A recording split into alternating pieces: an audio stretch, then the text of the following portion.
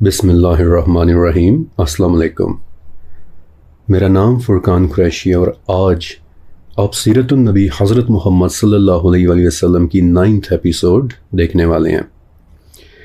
آج کی تقریباً ساری قسط کے اندر میں آپ کو کچھ چھوٹے چھوٹے واقعات سنانے والا ہوں، ایسے واقعات کے جو بعثت کے بعد یعنی نبی علیہ السلام پر پہلی وحی اترنے کے بعد پیش آئے تھے، اور یہ وہ دن تھے کہ جب اسلام کو دنیا میں چند لوگوں کے علاوہ اور کوئی بھی نہیں جانتا تھا۔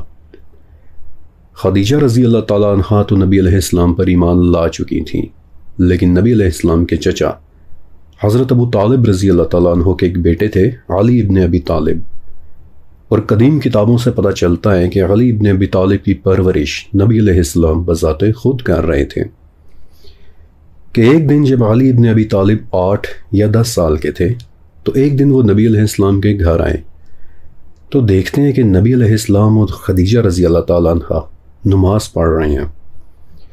تو انہوں نے بڑا حیران ہو کر پوچھا کہ یہ آپ لوگ کیا کر رہے ہیں؟ اس پر رسول اللہ نے انہیں ایکسپلین کیا کہ علی، یہ اللہ کا حکم ہے، یہ سچے رب کی عبادت ہے، اور جو لوگ بتوں کی عبادت کر رہے ہیں وہ اللہ کے ساتھ شرک کر رہے ہیں۔ علی یہ سب سنتے رہے اور بولے کہ آج سے پہلے میں نے کبھی ایسی بات نہیں سنی، پہلے میں اپنے والد سے پوچھ لوں اور پھر میں آپ کو بتاؤں گا۔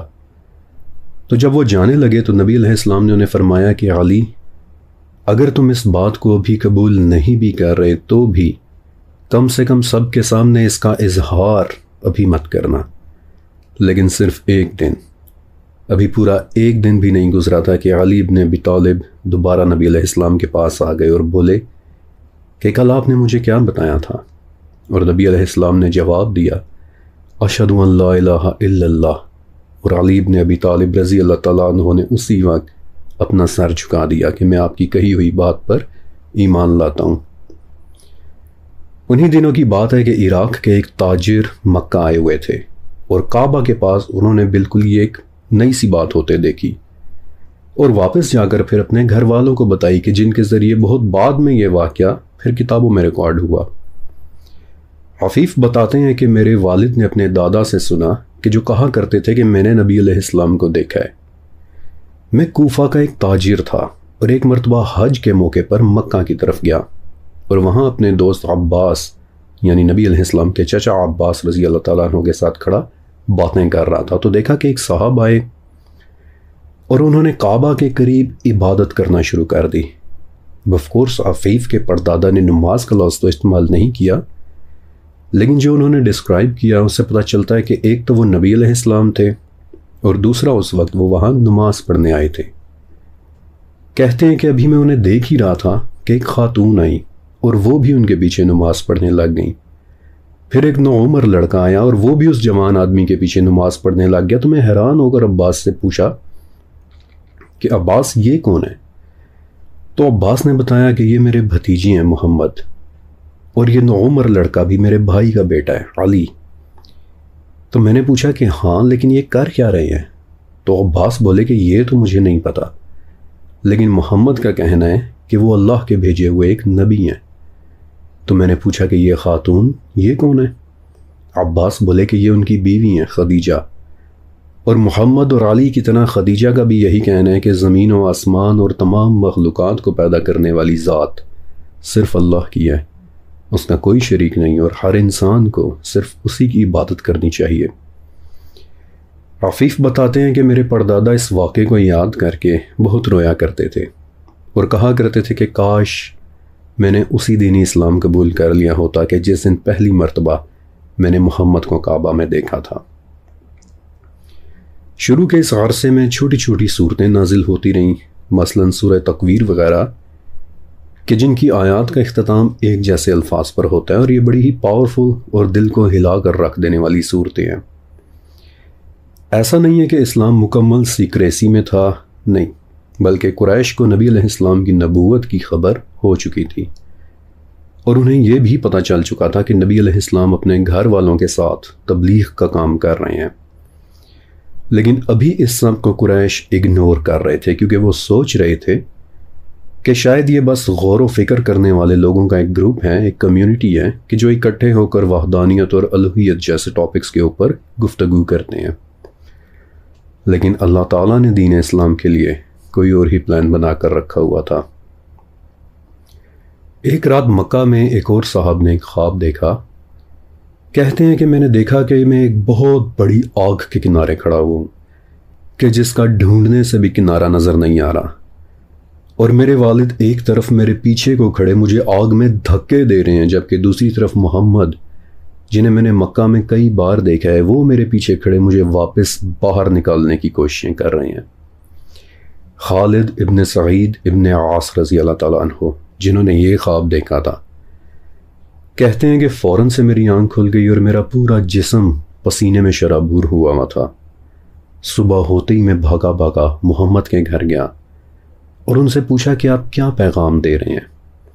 تو نبی علیہ السلام نے انہیں اللہ اور اللہ کے رسول اور جنت اور جہنم کے متعلق بتایا، جس پر خالد نے انہیں پھر اپنا خواب سنایا اور اسی وقت بولے کہ آج سے پھر میں بھی آپ کے پیغام پر ایمان لاتا ہوں۔ خالد ابن سعید رضی اللہ تعالیٰ عنہ نے اسی دن نبی علیہ السلام کے ہاتھ پر اسلام قبول کر لیا، اور کہتے ہیں کہ جب میں واپس اپنے گھر گیا اور والد کو یہ ساری بات بتائی تو والد نے اپنے عصا کو اتنی زور سے میرے سر میں مارا کہ وہ عصا ہی 2 ٹکڑے ہو گیا، اور بولے کہ آج کے بعد میرے گھر میں تیرے لیے کوئی کھانا نہیں ہے۔ تو میں نے کہا کہ جس رب نے مجھے راستہ دکھایا ہے وہی رب مجھے کھانا بھی دے گا، اور یہ کہہ کر میں گھر سے باہر نکل آیا، اور پھر ساری زندگی میں نبی علیہ السلام کی خدمت میں رہا، اور خدا کی قسم کہ میرے رب نے کبھی مجھے بھوکا نہیں سونے دیا۔ ابو بکر صدیق رضی اللہ تعالیٰ عنہ کے ایمان لانے کا واقعہ میں آپ کو تھوڑا آگے چل کر اور بالکل علیحدہ سے سناؤں گا، لیکن اس طرح کے بڑھتے ہوئے واقعات اور نبی علیہ السلام کا یقین کرنے والوں کی تعداد میں اضافے نے اب قریش کو تھوڑا تھوڑا پریشان کرنا شروع کر دیا تھا۔ لہٰذا انہوں نے ایک پلان بنایا کہ جو بھی شخص باہر سے آئے اسے نبی علیہ السلام کے متعلق کہہ دو کہ سنو، فلاں نامی شخص سے بچ کر رہنا، معاذ اللہ وہ ایک جادوگر ہیں، اگر تم نے ان کی بات سن لی تو اپنے گھر والوں سے جدا ہو جاؤ گے۔ جب بھی آپ کفار کی کسی ایسی بات کو کوٹ کریں تو ایسے موقع پر فارسی کا ایک جملہ کہا جاتا ہے، نقل کفر کفر نباشد، یعنی میں صرف کوٹ کر رہا ہوں، جبکہ اس کفر کی اصل رسپانسبلٹی اس کافر کے سر کے اوپر ہے۔ اور حالانکہ اس سیریز کے اندر میں تو بہت محتاط ہو کر بہت سنبھل کر آپ کو واقعات سنا رہا ہوں، لیکن سچ کہوں تو کفار مکہ نے ایسی ایسی باتیں کہہ کر نبی علیہ السلام کو تکلیف دی تھی کہ انہیں برداشت کرنا صرف ایک نبی کا ہی حوصلہ ہو سکتا ہے۔ لیکن آپ کو یہ واقعات سنانا ضروری بھی ہے تاکہ آپ کو اندازہ ہو سکے کہ ہماری آخرت کی خاطر نبی علیہ السلام نے کیا کیا تکلیفیں برداشت کی ہیں۔ بہرحال کفار نے یہ پلان بنا لیا کہ آج کے بعد جو بھی مکہ آئے گا ہم اسے کہہ دیں گے کہ سنو، محمد نامی صاحب سے بچ کر رہنا۔ اسی طرح ایک دن عرب کی ایک ایلیٹ فیملی کے شاعر طفیل ابن عمرو رضی اللہ تعالیٰ عنہ مکہ آئے، اور مکہ والوں نے انہیں اتنا ڈرایا، اتنا سمجھایا کہ طفیل بتاتے ہیں کہ میں نے کانوں میں روئی تک ڈال لی کہ معاذ اللہ محمد کی کوئی بات کہیں غلطی سے بھی میرے کانوں میں نہ پڑ جائے۔ اور ایک دن کہ جب میں کعبہ میں عبادت کر رہا تھا تو دیکھا کہ ایک بہت خوبصورت اور نیک دکھائی دینے والی شخصیت کعبہ کے قریب کھڑی کچھ پڑھ رہی ہے۔ میں نے اپنے کانوں سے روئی کو ہلکا سا نکالا، ان کا کلام سنا، اور دل ہی دل میں سوچا کہ یہ تو بڑا ہی کوئی خوبصورت کلام ہے، اور پھر خود کو ملامت کی کہ طفیل تم اتنے بڑے شاعر ہو کر بھی ڈر رہے ہو، کم سے کم سن تو لو، اگر جواب دینا ہوا تو جواب بھی دے دینا، ورنہ دوبارہ روئی اپنے کانوں میں ڈال لینا۔ لہٰذا میں خاموشی سے ان کی باتیں سنتا چلا گیا، یہاں تک کہ میں اس کلام کا جواب دینا بھی بھول گیا۔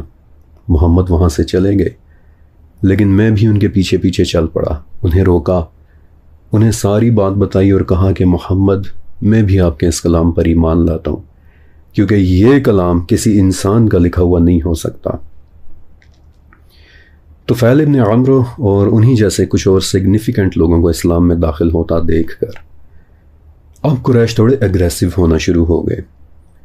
اور اگر آپ غور سے مکہ والوں کا رویہ سٹڈی کریں تو آپ دیکھیں گے کہ مکہ والے 4 قسم کے لوگوں میں تقسیم ہو گئے تھے۔ پہلی قسم ان لوگوں کی تھی کہ جو پیور مخالفت میں اتر آئے تھے، جنہوں نے کہنا شروع کر دیا تھا کہ چاہے دنیا 2 ہو جائے لیکن ہم نے تو ان کی بس مخالفت کرنی ہے۔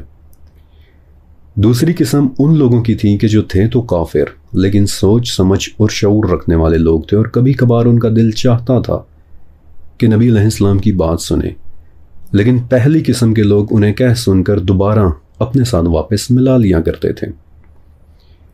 تیسری قسم وہ کہ جو نبی علیہ السلام کو ایک طویل عرصے سے جانتے تھے، والد حضرت عبداللہ رضی اللہ تعالیٰ عنہ اور دادا حضرت عبد المطلب رضی اللہ تعالیٰ عنہ کے دوست تھے، نبی علیہ السلام کی خیریت چاہتے تھے، اور ان میں کئی لوگ بعد میں ایمان بھی لے آئے تھے۔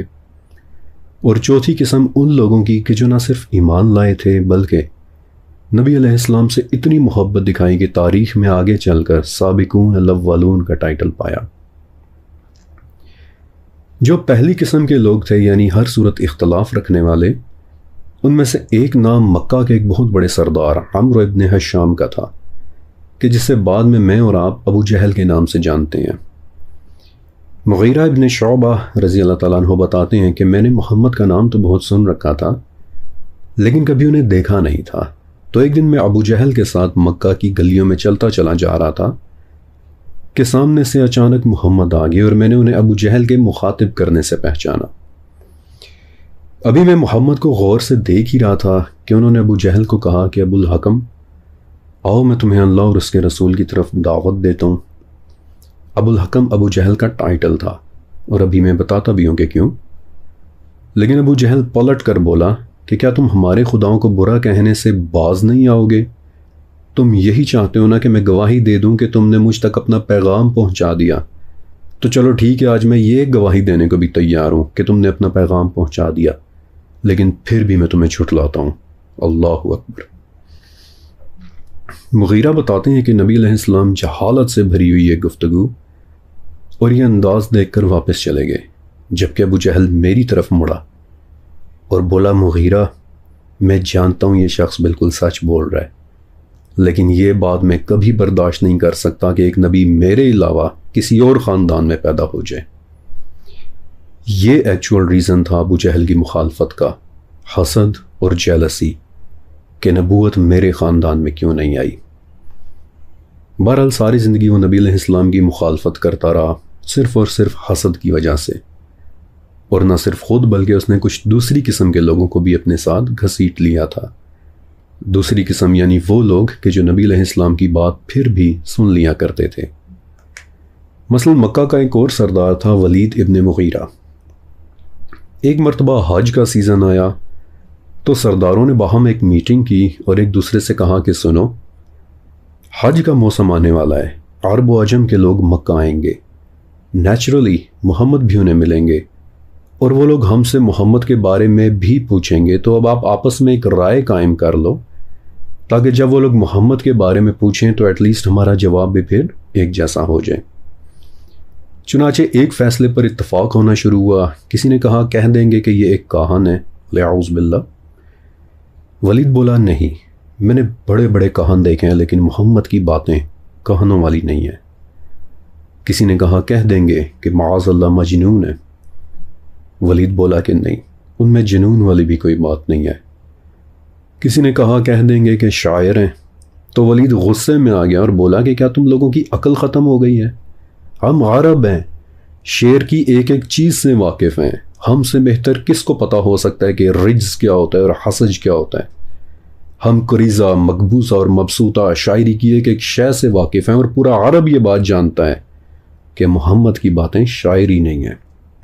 خدا کی قسم اس کلام میں بڑی مٹھاس ہے، جو بھی سنتا ہے ان کی طرف ہو جاتا ہے، لہٰذا بہتر یہی ہے کہ کوئی بھی پوچھے تو تم کہہ دینا کہ وہ ایک جادوگر ہے۔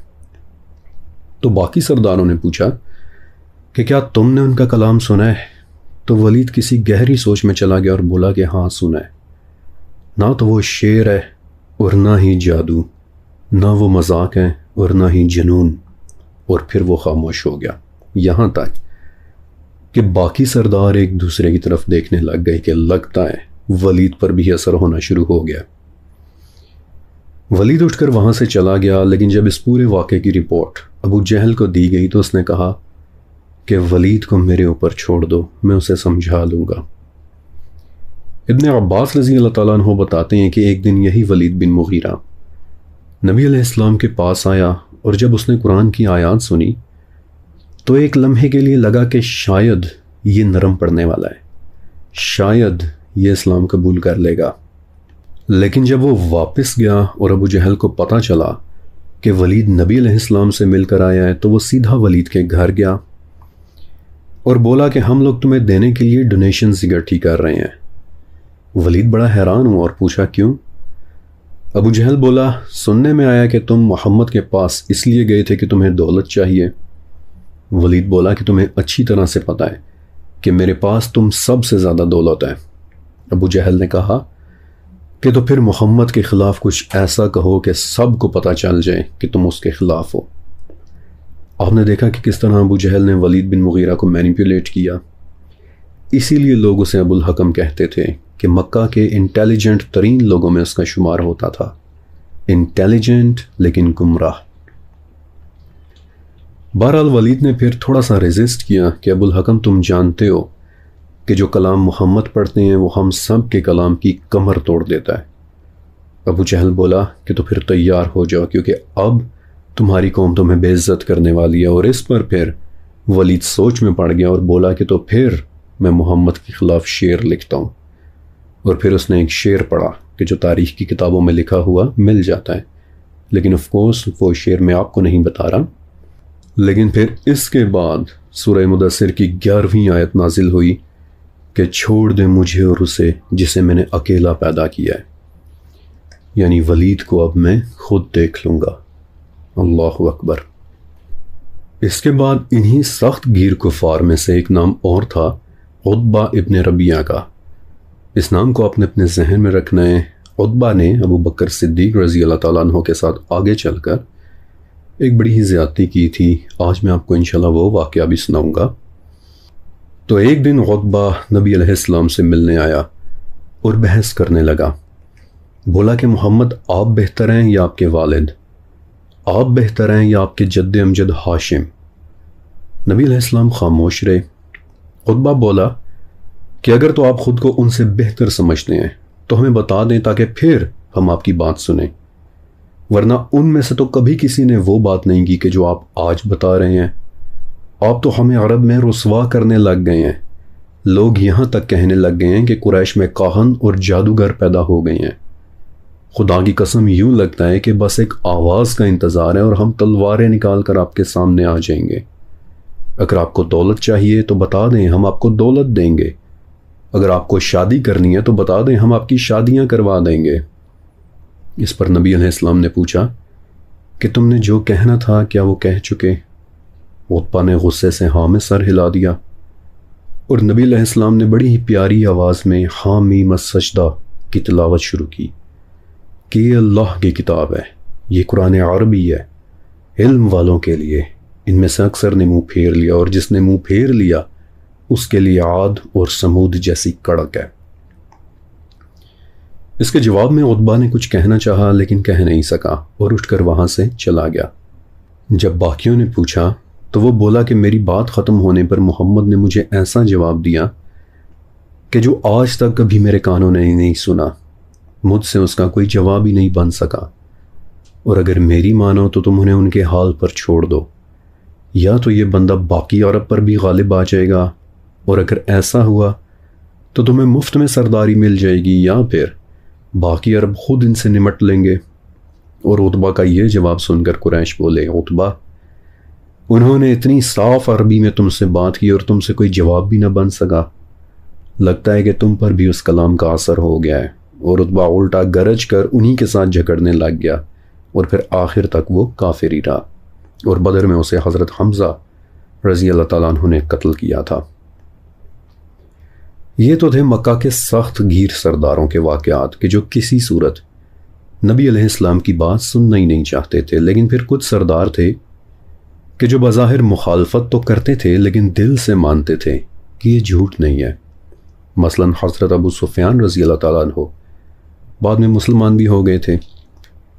ان کے بیٹے بتاتے ہیں کہ ایک مرتبہ میں، میرے والد ابو سفیان اور والدہ ہندہ، وہ دونوں ایک گدھے پر سوار تھے اور میں ایک گدھے پر، اور ہم لوگ کہیں کام سے جا رہے تھے کہ راستے میں ہمیں نبی علیہ السلام مل گئے۔ آپ نے محبت اور عزت سے ہمیں پکارا۔ میرے والد ابو سفیان نے بھی ان کی تعظیم کی اور مجھے کہا کہ بیٹا تم سواری سے نیچے اترو اور محمد کو اس پر بیٹھنے دو۔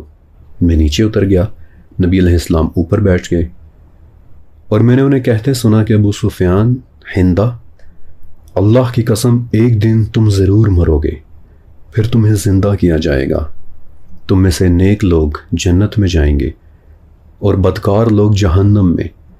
اور پھر نبی علیہ السلام نے حامیم کی تلاوت کی۔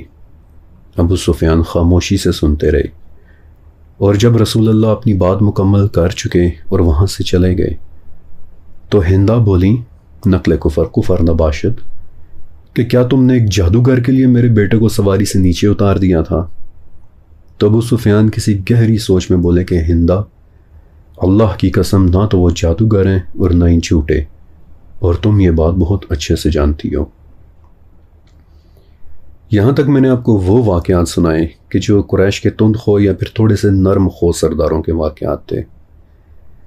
سچ کہوں تو میرا دل گوارا نہیں کر رہا تھا کہ ایک ہی قسط میں اتنے سخت اور پریشان کر دینے والے واقعات ایڈ کروں، اس لیے اب یہاں سے آگے میں آپ کو کچھ ایسے واقعات سنانے والا ہوں کہ جو آپ کے دل کو نرم اور آنکھوں کو نم کر دیں گے۔ اور ہاں ایک چیز اور کہ یہ واقعات میں آپ کو کرونالوجیکل آرڈر سے نہیں سنا رہا، یعنی اگرچہ میں آپ کو ٹائم لائن کے حساب سے نہیں سنا رہا کہ کون سا واقعہ پہلے ہوا تھا اور کون سا واقعہ بعد میں، لیکن ہاں یہ تمام واقعات نبوت کے شروعاتی 3 سالوں کے اندر واقع ہوئے تھے۔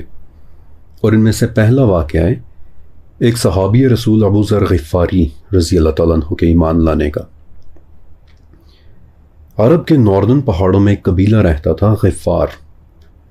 پہاڑوں میں رہنے والے باقی لوگوں کی طرح یہ بھی ایک بہت سخت جان قبیلہ تھا، لڑائی جھگڑا اور سخت گیری۔ اور عرب کے جتنے ٹریڈ کاروانز تھے، ظاہر ہے وہ چونکہ انہی پہاڑوں سے ہو کر گزرتے تھے تو وہ لوگ غفاریوں سے بہت ڈرا کرتے تھے۔ لیکن بنو غفار میں ایک شخص رہتے تھے کہ جو اپنی باقی قوم سے تھوڑا ہٹ کر سوچتے تھے، آسمان و زمین میں غور و فکر کیا کرتے تھے، اور بتاتے ہیں کہ مسلمان ہونے سے پہلے بھی میں اکثر عبادت کیا کرتا تھا۔ تو لوگ پوچھتے کہ آپ منہ کس طرف کرتے تھے؟ تو کہتے کہ جدھر میرا رب میرا منہ کر دیتا۔ اور ان صاحب کا نام تھا حضرت ابو ذر غفاری رضی اللہ تعالیٰ عنہ۔ کہتے ہیں کہ ایک دن خبر ملی کہ مکہ میں ایک شخص آئے ہیں کہ جو خود کو اللہ کا رسول کہتے ہیں۔ میں نے اپنے بھائی انیس کو کہا کہ ذرا مکہ جاؤ اور ان کے بارے میں سن گن لے کر آؤ۔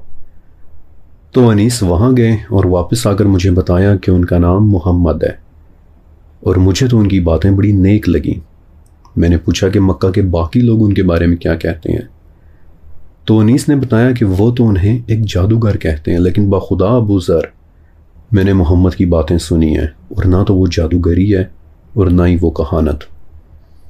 تو میں ایک مخمصے میں پڑ گیا، ایک ڈائلما میں پڑ گیا، کنفیوزڈ ہو گیا کہ اگر وہ اتنی ہی اچھی باتیں کرتے ہیں تو پھر لوگ انہیں ریجیکٹ کیوں کر رہے ہیں۔ لہٰذا میں نے فیصلہ کیا کہ خود مکہ جاؤں اور دیکھ کر آؤں کہ آخر ماجرا کیا ہے۔ چنانچہ میں نے اپنا سامان لیا اور مکہ پہنچ گیا۔ اب چونکہ محمد کو تو میں نے دیکھا ہوا نہیں تھا، لہٰذا ڈھونڈ کر میں نے ایک کمزور سا آدمی دیکھا اور اس سے پوچھا کہ جنہیں تم صابی کہتے ہو، یعنی کفار مکہ کے حساب سے بے دین لوگ، وہ لوگ کہاں ملیں گے؟ لیکن میرا اتنا کہنا تھا کہ لوگوں کا ایک ہجوم مجھ پر ٹوٹ پڑا۔ انہوں نے مجھے اتنا مارا کہ میں بے ہوش ہو گیا، اور جب میری آنکھ کھلی تو خون سے میں اس طرح سرخ ہوا تھا کہ جیسے کوئی یاقوت ہوتا ہے۔ میں زمزم کے چشمے پر گیا، خود کو دھویا، صاف کیا، زمزم کا پانی پیا اور وہیں آنکھیں بند کر کے بیٹھ گیا۔ اس کے بعد میں زمزم کے قریب ہی رہنے لگا، اسے ہی پیتا رہا، لیکن حیرت انگیز طور پر میرا پیٹ بھی اسی پانی سے بھر جاتا، یہاں تک کہ میرے پیٹ میں بال پڑنا شروع ہو گئے۔ لیکن ایک دن مجھے ایک صاحب نے نوٹس کیا اور مجھ سے پوچھا کہ کیا آپ یہاں مسافر ہیں؟ میں نے کہا جی۔ انہوں نے پوچھا کہ کیا میں آپ کو کھانا کھلا سکتا ہوں؟ میں نے کہا جی۔ اس کے بعد نہ انہوں نے مجھ سے کوئی بات پوچھی اور نہ میں نے انہیں کوئی بات بتائی، اور کھانا کھا کر میں حرم واپس آ گیا۔ اگلے دن پھر انہوں نے مجھے دیکھا اور پوچھا کہ ابھی تک آپ اپنی منزل روانہ نہیں ہوئے؟ تو میری آنکھوں میں آنسو آ گئے، لیکن میں نے ان آنسوؤں کو چھپا لیا، اور انہوں نے پھر مجھے کھانے کا کہا میں نے کھانا کھایا، لیکن اس سے زیادہ نہ انہوں نے کچھ پوچھا اور نہ میں نے کچھ بتایا، حتیٰ کہ تیسرے دن پھر یہی واقعہ پیش آیا اور اس مرتبہ انہوں نے مجھ سے پوچھا کہ کیا آپ مجھے بتانا چاہیں گے کہ آپ یہاں کیوں آئے ہیں؟ میں نے کہا کہ اگر آپ میرے راز کو راز رکھیں تو میں آپ کو بتا دیتا ہوں، اور پھر ایک وعدہ لینے کے بعد میں نے انہیں مکہ آنے کا اپنا ریزن بتا دیا کہ میں دراصل محمد سے ملنے آیا تھا۔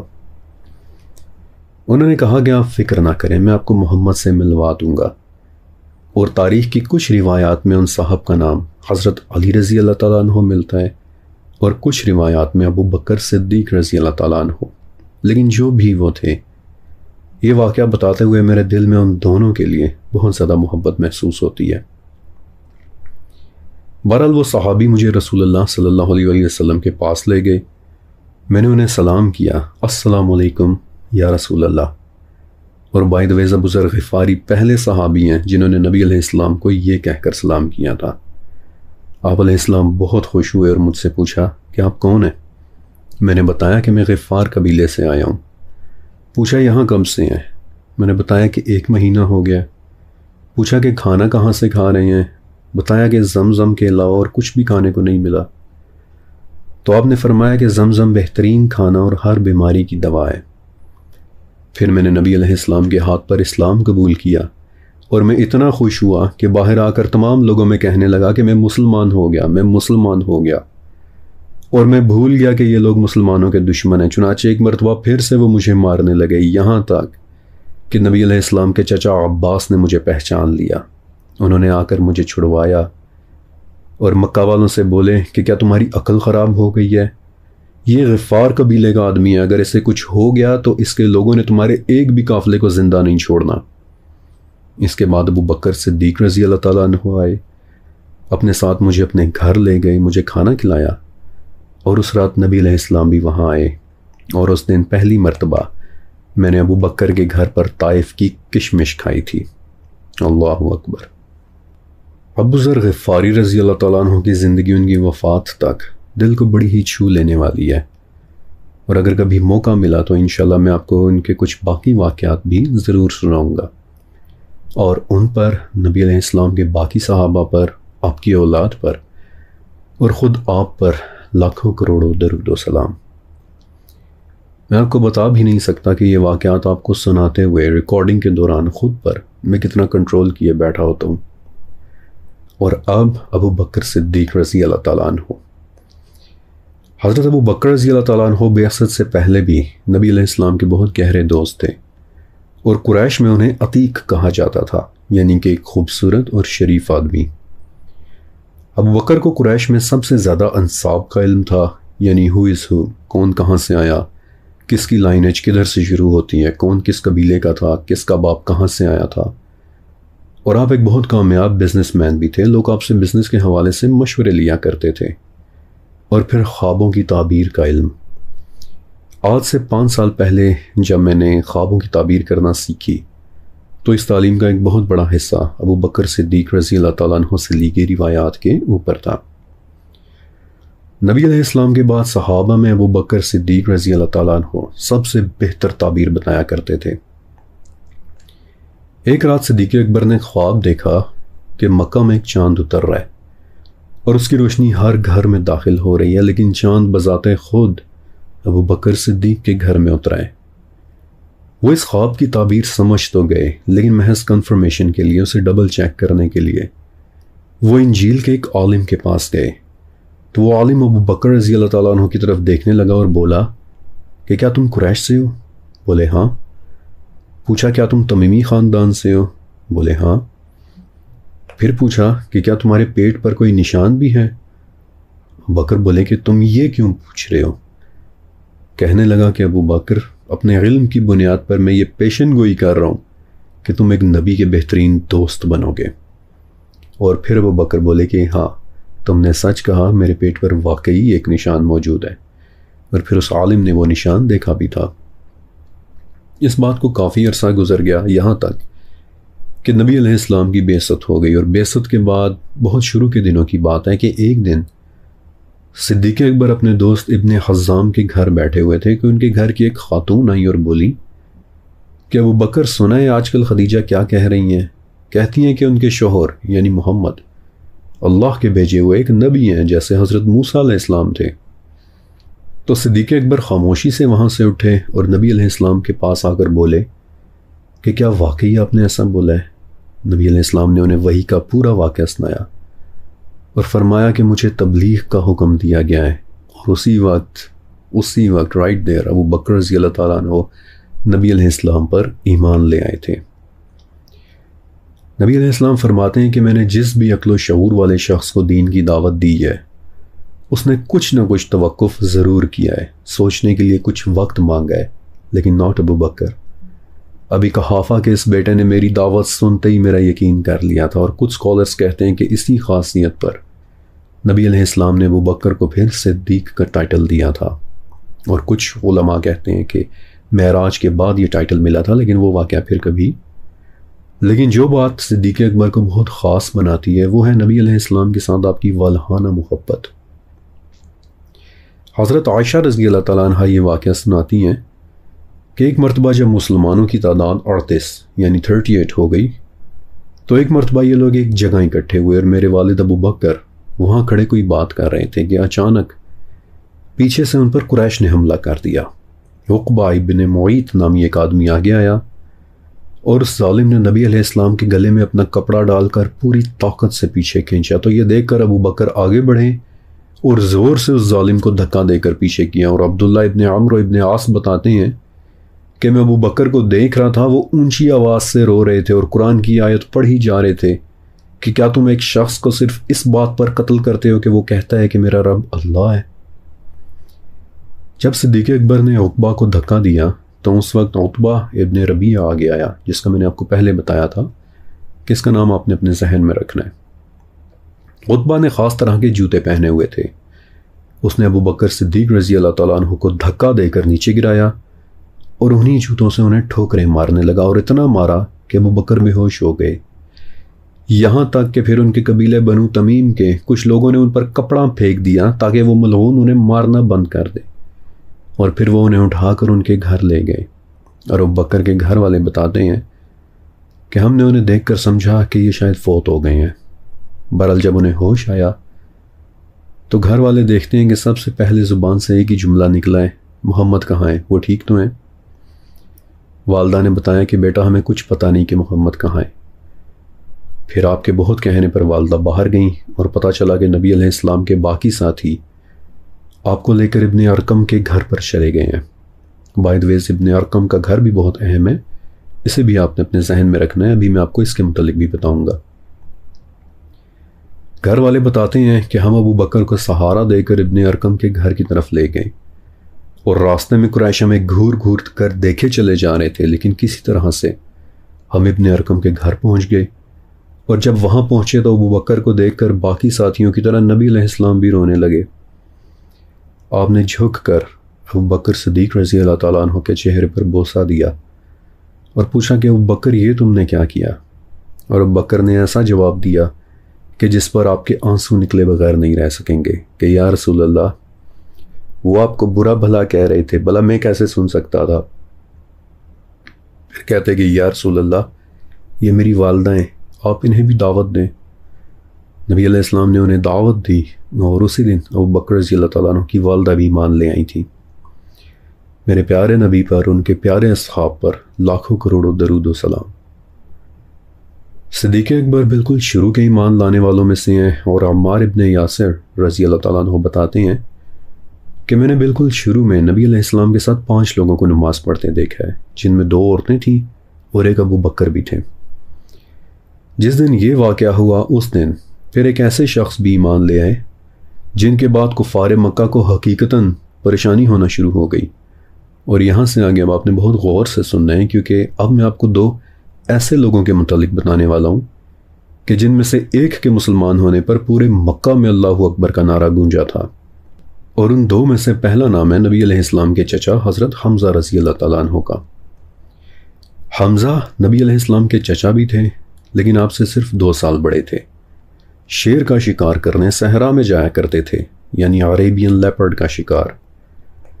تو ایک دن کے جب مکہ میں یہ واقعہ ہو رہا تھا، حمزہ شکار سے واپس آئے، لیکن واپسی پر کسی نے بتایا کہ حمزہ کاش تم تھوڑی دیر پہلے واپس آ جاتے تو دیکھتے کہ ابو جہل نے تمہارے بھتیجے کو کتنا برا بھلا کہا ہے۔ ظاہر ہے ایک تو چچا تھے اور دوسرا نبی علیہ السلام سے پیار بھی بہت تھا، تو فوراً ابو جہل کے پاس گئے اور اس کے سر پر اتنی زور سے کمان ماری کہ وہ نیچے زمین پر گر گیا۔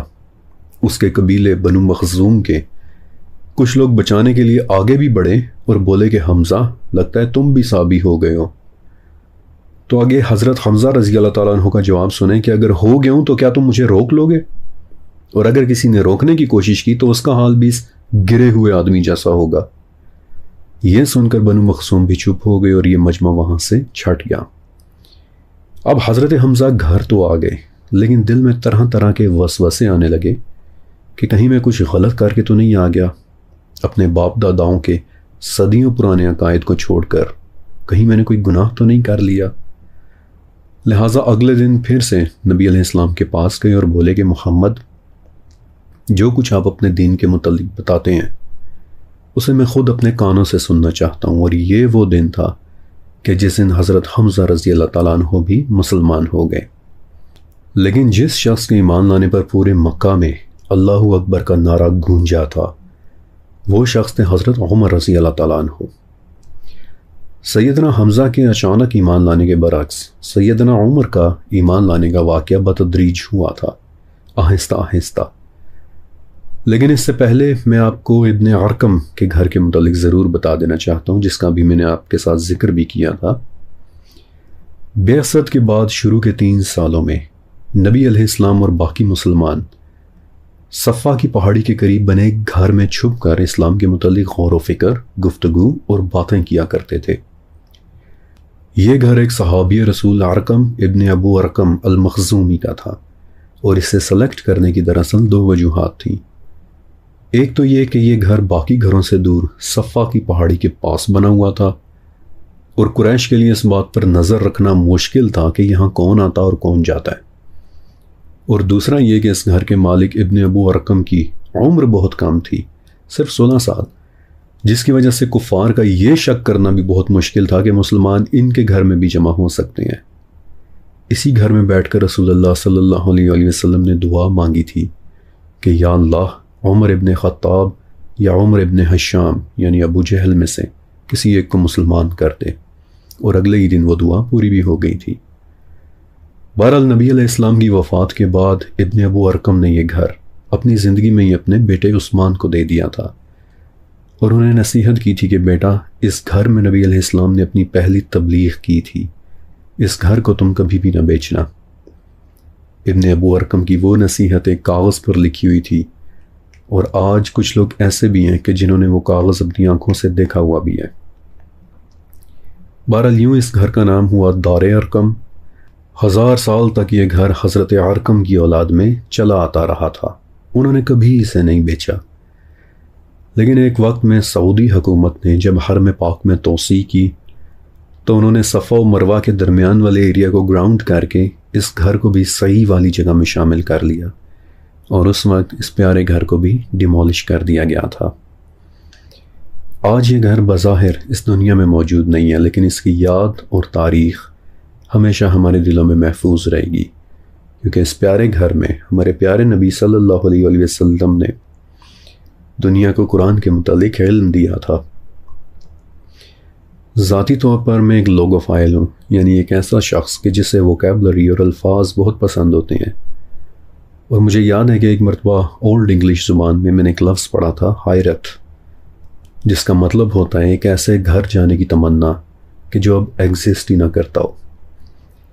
ابن ارقم کا وہ گھر اب ایگزسٹ تو نہیں کرتا، لیکن اس پیارے گھر کو دیکھنے کی تمنا ہمیشہ اب ہمارے دلوں میں زندہ رہے گی۔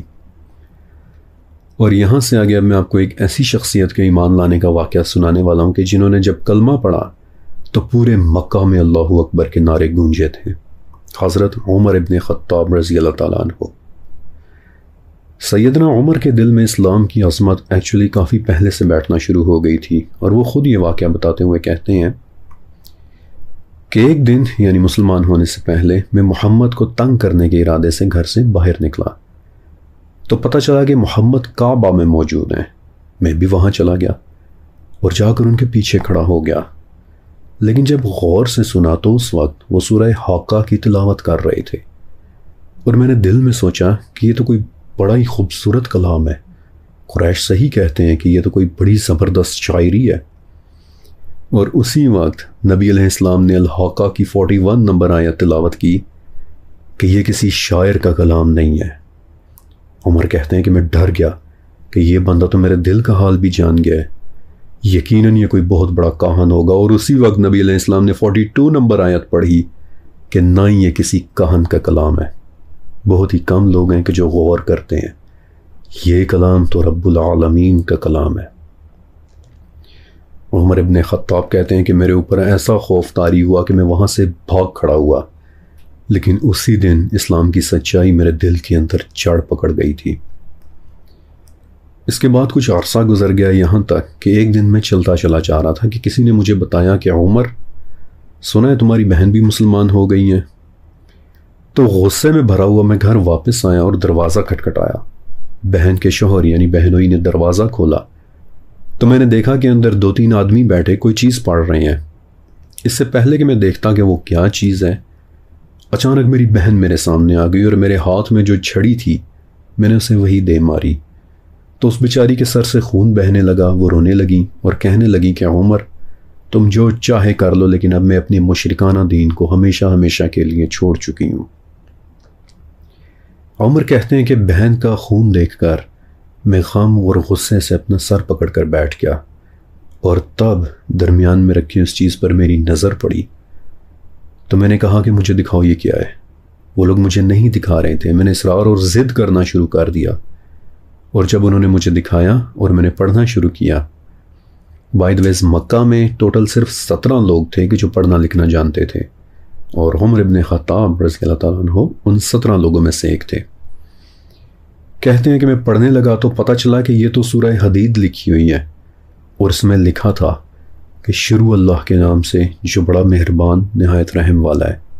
میں مزید پڑھنے لگا، لکھا تھا آسمان و زمین میں جو بھی مخلوقات ہیں وہ سب اللہ کی حمد بیان کرتی ہیں، وہی اول ہے، وہی آخر ہے، وہی ظاہر ہے، وہی باطن ہے، وہی رات لاتا ہے اور وہی دن چڑھاتا ہے، سینوں کے اندر جو کچھ ہے وہی جانتا ہے۔ عمر کہتے ہیں کہ میں پڑھتا چلا گیا اور ہر گزرتی آیت کے ساتھ میرے دل میں خوف بیٹھنے لگا۔ جب جب اللہ کے نام پر میری نظر پڑتی میرا دل دہل جاتا، یہاں تک کہ میں نے صرف 7 آیات پڑھی اور 7ویں آیت پر پہنچا ہی تھا کہ ایمان لاؤ اللہ پر اور اس کے رسول پر، کہ یہ پڑھتے ہی میرے منہ سے نکلا اشہد ان لا الہ الا اللہ و اشہد ان محمد رسول اللہ۔ اور گھر میں جو لوگ یہاں وہاں چھپ کر بیٹھے ہوئے تھے وہ بھاگ کر میرے پاس آئے، مجھے اپنے گلے سے لگایا۔ میں نے ان سے پوچھا کہ محمد کہاں ہے؟ انہوں نے بتایا کہ ابن ارقم کے گھر میں ہے۔ میں فوراً وہاں گیا اور دار ارقم کا دروازہ کھٹکھٹایا۔ وہ لوگ میرے ڈر سے دروازہ ہی نہیں کھول رہے تھے، لیکن پھر مجھے محمد کی آواز سنائی دی کہ دروازہ کھول دو۔ میں اندر گیا اور نبی پاک کے سامنے گھٹنوں کے بل گر پڑا اور کہنے لگا اشہد ان لا الہ الا اللہ و اشہد انک رسول اللہ۔ اور اس وقت ابن ارقم کے گھر میں موجود مسلمانوں نے اتنی زور کا نعرہ مارا کہ حرم میں کھڑے لوگوں تک نے اس کی آواز سنی تھی۔ اللہ اکبر! رونگٹے کھڑے کر دینے والا واقعہ ہے، آنسو، رونگٹے، جسم میں دوڑتی ہوئی ایک سنسنی۔ میں نے نبی علیہ السلام سے پوچھا کہ یا رسول اللہ، کیا ہم حق پر نہیں ہیں؟ نبی علیہ السلام نے فرمایا ہاں۔ تو میں نے کہا کہ پھر چھپنا کیسا؟ اور اس دن ہم لوگ ابن ارقم کے گھر سے باہر نکلے اور ہم 40 لوگ 2 صفوں میں، ایک صف کو حمزہ لیڈ کر رہے تھے اور دوسری صف کو میں۔ ہم لوگ مکہ کی گلیوں سے ہوتے ہوئے کعبہ تک جا پہنچے اور ہم نے دیکھا کہ قریش کی آنکھوں میں خوف اور پریشانی صاف نظر آ رہی ہے۔ ہمیں ایسے آتا دیکھ کر ان کے دل بیٹھ رہے ہیں، اور اس دن رسول اللہ نے میرا نام فاروق رکھا تھا کہ آج سچ اور جھوٹ میں فرق واضح ہو گیا۔ اللہ اکبر! Amazing amazing amazing events. Umar رضی اللہ تعالیٰ عنہ کعبہ کا طواف کر رہے تھے ابو جہل آیا، بڑے ہی غصے سے بولا کہ کیا اب تمہیں بھی یہ لوگ سچے لگنے لگ گئے ہیں؟ اور ایک بار پھر سے وہی عتبہ ابن ربیعہ آگے بڑھا جس نے پچھلی مرتبہ ابو بکر صدیق رضی اللہ تعالیٰ عنہ کو مارا تھا، لیکن اس مرتبہ عمر فاروق نے پہلے تو اس کے سر پر ہٹ کیا اور پھر اس کی دونوں آنکھوں میں اپنی انگلیاں گھسیڑ دیں، جس سے وہ زمین پر گر کر تڑپنے لگا۔ اور عمر بولے کہ اگر اسے بچانے کے لیے بھی کوئی آگے آیا تو اس کے ساتھ بھی یہی حال ہوگا۔ اور اس کے بعد پھر عمر رضی اللہ تعالیٰ عنہ نے ہر محفل میں اپنے دین کا اظہار کھل کر کرنا شروع کر دیا۔ اللہ اکبر۔ یقین کریں کہ سیرہ پر کام کرنا جتنا میں پسند کر رہا ہوں اتنا شاید ہی کوئی اور کر رہا ہوگا۔ پہلے ان تمام ناموں، ان تمام کرداروں سے پیار اور محبت تو تھی، لیکن شدت اب محسوس ہو رہی ہے، اور یوں لگ رہا ہے کہ جیسے ہم پہلی بار سیرت النبی صلی اللہ علیہ وآلہ وسلم سن رہے ہیں۔ یہ تو تھے کافی انٹینس واقعات، لیکن اب چونکہ ٹائم تھوڑا ہی بچا ہے، اس لیے اب میں آپ کو 4 چھوٹے چھوٹے ایسے واقعات سناتا ہوں کہ جن میں کچھ بڑے نام ایمان لائے تھے، اور ان کے ایمان لانے کے واقعات دل کو چھو لینے والے ہیں۔ حضرت عبداللہ ابن مسعود رضی اللہ تعالیٰ عنہ ایک بہت بڑے صحابی تھے۔ آپ نے ان سے کئی روایات سن رکھی ہوں گی۔ کہتے ہیں کہ میں چھوٹا سا ہی تھا اور کسی کی بکریاں چرا رہا تھا، تو ایک دن دیکھتا ہوں کہ نبی علیہ السلام اور ابو بکر صدیق رضی اللہ تعالیٰ عنہ سامنے سے چلے آ رہے ہیں۔ نبی علیہ السلام نے پوچھا کہ پیارے بچے، کیا تمہارے پاس تھوڑا سا دودھ ہے؟ میں نے جھجکتے ہوئے کہا کہ جی ہے تو صحیح، لیکن یہ بکریاں میری نہیں ہیں، بلکہ میرے پاس کسی کی امانت ہیں۔ تو نبی علیہ السلام مسکرائے اور میرے سر پر بڑے پیار سے ہاتھ پھیرا اور کہا کہ تم تو ایک بہت اچھے پڑھے لکھے بچے ہو، اچھا چلو کوئی ایسی بکری لا کر دو کہ جس کا کوئی بچہ نہ ہو۔ تو میں نے ایسی ایک بکری ڈھونڈ کر نبی علیہ السلام کو دے دی، اور میری آنکھوں کے سامنے نبی علیہ السلام نے اس کا دودھ نکالا، حالانکہ یہ ممکن نہیں تھا۔ پھر آپ علیہ السلام نے خود بھی وہ دودھ پیا، وہ بکر کو بھی وہ دودھ دیا، اور پھر مجھے بھی۔ تو میں نے نبی علیہ السلام سے پوچھا کہ کیا آپ مجھے بھی تعلیم دیں گے؟ اور پھر میں نے نبی علیہ السلام سے 70 صورتیں سیکھیں۔ عبداللہ ابن مسعود نبی علیہ السلام کے بڑے ہی پیارے صحابی تھے۔ یہ آپ کے جوتوں سے بڑی محبت کیا کرتے تھے۔ جب بھی آپ علیہ السلام کہیں جانے لگتے تو عبداللہ فوراً سے اٹھ کر نبی علیہ السلام کے جوتے سیدھے کرتے تھے۔ نبی علیہ السلام کہیں جاتے تو عبداللہ ہی آپ کو وقت پر جگایا کرتے تھے، بلکہ اکثر صحابی کہتے تھے کہ یا رسول اللہ صلی اللہ علیہ وآلہ وسلم، ہمیں تو عبداللہ بھی آپ کے گھر کا ہی ایک بندہ لگتے ہیں۔ پھر زماد ابن ثعلبہ رضی اللہ تعالیٰ عنہ، یہ بہت شروع کے ایمان لانے والے معمر لوگوں میں سے تھے، اور بتاتے ہیں کہ ایک مرتبہ کعبہ کا طواف کرنے کے لیے میں مکہ گیا تو دیکھا کہ ابو جہل، عتبہ ابن ربیعہ اور امیہ ابن خلف یہ تینوں بیٹھے محمد کے خلاف باتیں کر رہے ہیں۔ تو یہ سن کر مجھے بالکل اچھا نہیں لگا، کیونکہ محمد کے دادا عبد المطلب میرے بہت اچھے دوست تھے۔ تو میں نے دل میں سوچا کہ کہیں معاذ اللہ محمد بیمار تو نہیں ہو گئے، اگر مجھ سے ہو سکا تو میں ان کا علاج ضرور کروں گا۔ کہتے ہیں محمد کو ڈھونڈنے کے لیے میں ان کے گھر کی طرف گیا، لیکن وہ مجھے کہیں نہیں ملے۔ تاہم اگلے ہی دن اتفاق سے میں نے دیکھا کہ آپ علیہ السلام مقام ابراہیم کے پاس کھڑے نماز پڑھ رہے ہیں۔ جب آپ فارغ ہوئے تو میں آپ کے پاس بیٹھا اور بولا، اے عبد المطلب کے بیٹے، آپ کے دادا میرے بہت اچھے دوست تھے۔ میں نے عمر، عتبہ اور امیہ کی باتیں سنی اور مجھے لگا کہ آپ شاید کچھ بیمار ہو گئے ہیں۔ تو یہ کوئی بڑی بیماری نہیں ہے، میں نے تو اس سے زیادہ بیمار لوگوں کا علاج کیا ہے۔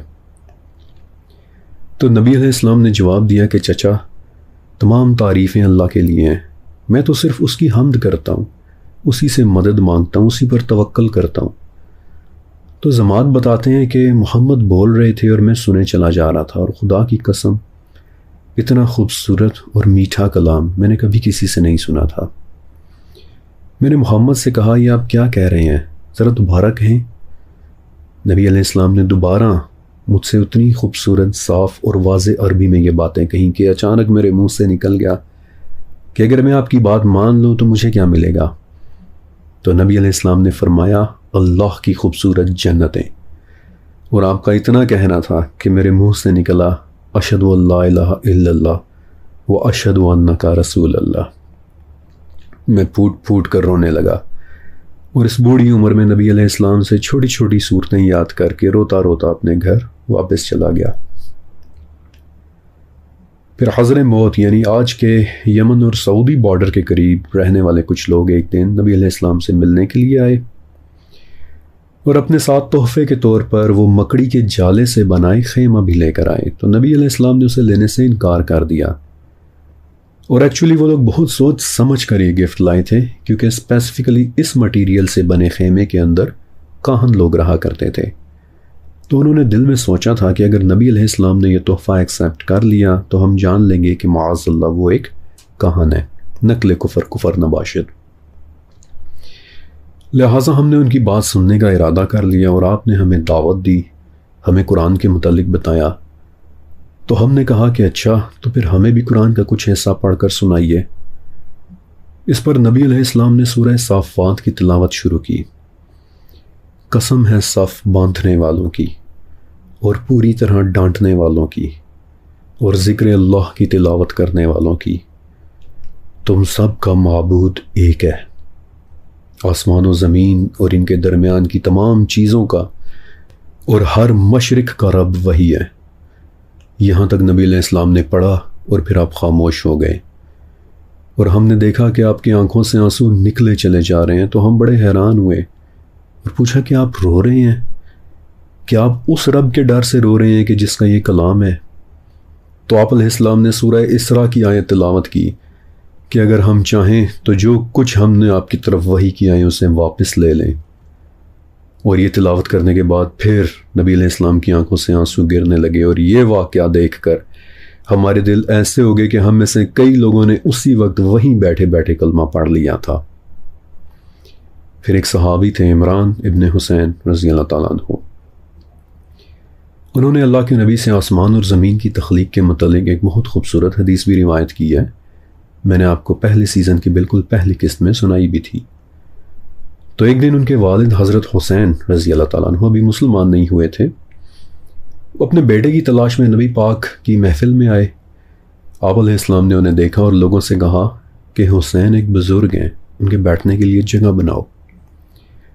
حسین بیٹھ گئے اور بڑے پیار سے رسول اللہ صلی اللہ علیہ وسلم سے پوچھا کہ محمد یہ سب کیا ہے؟ میں آپ کے والد اور آپ کے دادا کو بھی جانتا تھا، انہوں نے کبھی ایسا کچھ نہیں کہا کہ جیسا آپ کہہ رہے ہیں، آپ تو ہمارے خداؤں کو برا بھلا کہتے ہیں۔ نبی علیہ السلام نے پوچھا چچا آپ کتنے خداؤں کی عبادت کرتے ہیں؟ حسین کچھ سوچ کر بولے 7 کی، 6 زمین پر اور 1 آسمان میں۔ نبی علیہ السلام نے پوچھا اچھا، تو پھر جب آپ کو کوئی تکلیف آتی ہے تو دعا کس سے کرتے ہیں؟ حسین بولے آسمان والے سے۔ تو نبی علیہ السلام نے فرمایا کہ کتنی عجیب بات ہے کہ تکلیف تو آسمان والا دور کرے اور آپ اس کے ساتھ زمین میں 6 کو شریک بنا دیں۔ حسین کہتے ہیں کہ اچانک مجھے احساس ہوا کہ آج تک کبھی کسی ہستی نے مجھ سے اس طرح کی باتیں نہیں کی، اور مجھے یہ بھی اندازہ ہوا کہ میرے پاس دینے کے لیے کوئی جواب بھی نہیں ہے۔ تو میں بولا کہ محمد میں ایک بزرگ اور معمر انسان ہوں، میری ایک قوم ہے، ایک خاندان ہے، انہیں بھلا میں کیا جواب دوں گا؟ تو آپ علیہ السلام نے فرمایا کہ چچا آپ یہ دعا پڑھیں کہ اے اللہ میرے معاملے میں زیادہ ہدایت والے راستے پر میری رہنمائی کر دے۔ اور حسین بتاتے ہیں کہ اپنی جگہ سے اٹھنے سے پہلے ہی میں مسلمان ہو چکا تھا۔ حسین کے بیٹے عمران اپنے بزرگ باپ کے قدموں میں گر کر پھوٹ پھوٹ کر رونے لگے، اور دیکھنے والوں نے بتایا کہ یہ منظر دیکھ کر خود نبی علیہ السلام بھی رونے لگے تھے، اور پھر آپ نے باقیوں کو حکم دیا کہ حسین کو ان کے گھر تک چھوڑ کر آؤ۔ اللہ اکبر۔ اب ایک آخری واقعہ ہے کہ جو ہے تو چھوٹا سا، اور شاید آپ کو یہ واقعہ کوئی بہت اہم نہ لگے، لیکن اس کے متعلق کچھ ایسا ہے کہ جو آپ کے دل کو چھو جائے گا۔ آج میں نے آپ کو کچھ بہت ہی برگزیدہ صحابہ کے متعلق بتایا ہے، لیکن کچھ صحابی ہیں جن کے ہمیں نام بھی نہیں پتہ، جو تاریخ کی کتابوں سے ہمیشہ کے لیے گم ہو چکے ہیں۔ مثلاً ابو تمیمی رضی اللہ تعالیٰ عنہ اپنی قوم کے ایک آدمی کا واقعہ بیان کرتے ہیں کہ وہ بڑے سادہ سے انسان تھے۔ ایک دن ہم بیٹھے ہوئے تھے کہ وہ بھی نبی علیہ السلام کے پاس آئے اور پوچھا کہ کیا آپ محمد ہیں؟ نبی علیہ السلام نے فرمایا ہاں۔ پوچھا آپ کس کو پکارتے ہیں؟ فرمایا ایک اکلوتے اللہ کو۔ حیرت سے دوبارہ پوچھا اکلوتے اللہ کو؟ فرمایا ہاں، وہی تمہارے نقصان دور کرتا ہے، وہی تمہارے لیے غلہ اگاتا ہے، وہی تمہیں سواری دیتا ہے۔ تو یہ سن کر وہ شخص خاموش ہو گیا اور پھر کچھ دیر بعد بولا کہ میں آپ پر ایمان لاتا ہوں، آپ مجھے کوئی سادہ سی نصیحت کر دیں۔ نبی علیہ السلام نے فرمایا کہ کبھی کسی چیز کو گالی نہ دینا۔ ابو تمیمی بتاتے ہیں کہ اس کے بعد مرتے دم تک ہم نے اس شخص کو کبھی اونٹ یا بکری تک کو بھی برا بھلا کہتے نہیں سنا، حتیٰ کہ نبی علیہ السلام کے ساتھ اسی وفاداری کے ساتھ ان کی وفات ہو گئی۔ اس واقعے میں موجود صحابی کا نام تاریخ کی کتابوں سے ہمیشہ کے لیے گم ہو چکا ہے، ہمیں نہیں پتا کہ وہ کون تھے، لیکن پتہ نہیں کیوں اس واقعے کی ایک جھلک مجھے اپنے آپ میں بھی نظر آتی ہے۔ مجھ سے پہلے کتنے ہی لوگ گزرے کہ جنہوں نے سیرہ پر کام کیا ہے، اور میرے بعد بھی کتنے ہی لوگ آئیں گے کہ جو ہو سکتا ہے مجھ سے زیادہ اور بہتر کام کر جائیں، اور اس سب کے دوران میرا نام بھی تاریخ سے شاید ہمیشہ کے لیے گم ہو جائے گا، لیکن نبی علیہ السلام کے لیے نکلے آنسوؤں کی میرے ساتھ وفاداری، دعا ہے کہ آخری دن تک وہ میرے ساتھ رہے گی۔ اس سیریز کو واقعی میں نے بہت دل کے ساتھ تیار کیا ہے، اور اس خوبصورت واقعے کے ساتھ آج کی ایک قسط مکمل ہوتی ہے۔ اور اب آپ دو کام ضرور کر دیجئے گا کہ ایک تو اس ویڈیو کے نیچے لائک کے بٹن کو ضرور دبا دیجئے گا تاکہ باقی سب کے پاس بھی یہ ویڈیو پہنچ جائے، اور دوسرا یہ کہ کمنٹ سیکشن میں لکھے میرے پنڈ کمنٹ، ٹاپ کمنٹ کو ایک مرتبہ ضرور پڑھ لیجئے گا، کیونکہ اس سیریز کو اسی طرح خوبصورتی کے ساتھ جاری رکھنے کے لیے اس کمنٹ میں آپ سب کے لیے ایک بہت ضروری پیغام ہے۔ شکریہ اور اللہ حافظ۔